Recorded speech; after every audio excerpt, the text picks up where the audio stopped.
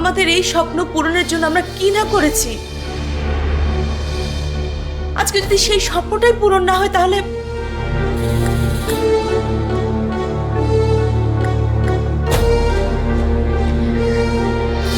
আমি চাই যে করে হোক আমার এই স্বপ্ন যেন পূরণ হয়, তাহলে আমি ভালো থাকবো।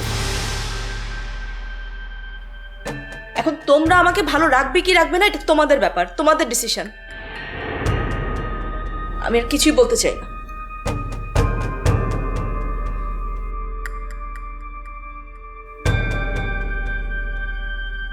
আমি আমার একমাত্র বোনের জন্য, তার সুখের জন্য যে কোনো কিছু করতে প্রস্তুত।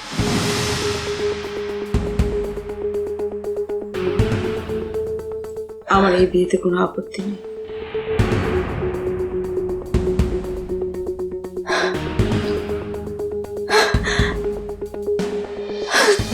Thank you.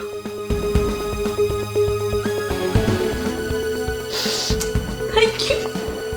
Thank you.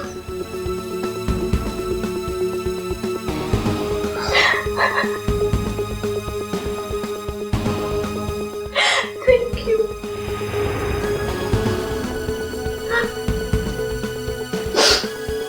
Thank you.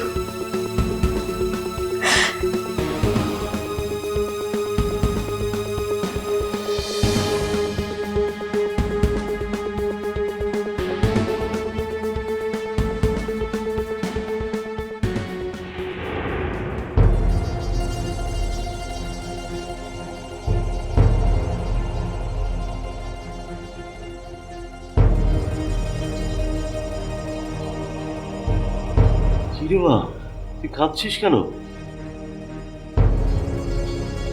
তোমরা বুঝবে না আব্বা, আমি কোনোদিনও তোমাকে বোঝাতে পারবো না, কিছু বোঝাতে পারবো না। বুঝবো না কেন? এটা কেমন কথা বলছিস রে মা? কি হয়েছে সেটা খুলে বলবি তো? আব্বা আমি কোনোদিনও তোমাকে বোঝাতে পারবো না। আমি আমি কেন বাড়ি বিক্রি করতে চেয়েছিলাম, কেন এত কিছু করছি, আমি তোমাকে কিছুতেই বোঝাতে পারবো না। আমি জানি। এভাবে কেন বলছিস? আমি তোর বাবা, কেন বুঝবো না? আমি না বুঝলে আর কে বুঝবে বল মা? কি হয়েছে? কেন বাড়িটা বিক্রি করতে চাচ্ছিস? খুলে বল তো মা। আমেরিকাতে আমি অনেকগুলো টাকা লোনে পড়ে গেছি আব্বা।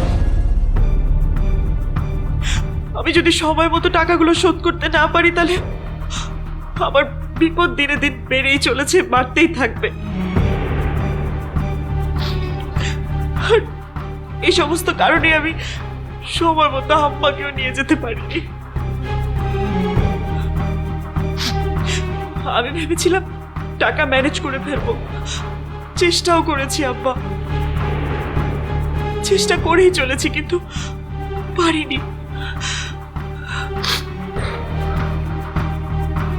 শেষ পর্যন্ত এই একটা রাস্তাই আমার খোলা ছিল। আমি ভেবেছিলাম বাড়ি বিক্রি করে সেই টাকা দিয়ে আমার আমেরিকার লোন শোধ করব,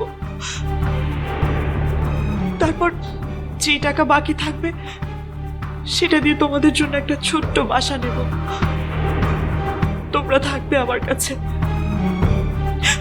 আমার আমার সব স্বপ্ন ভেঙে গেল, আমার প্রত্যেকটা স্বপ্ন ভেঙে গেল।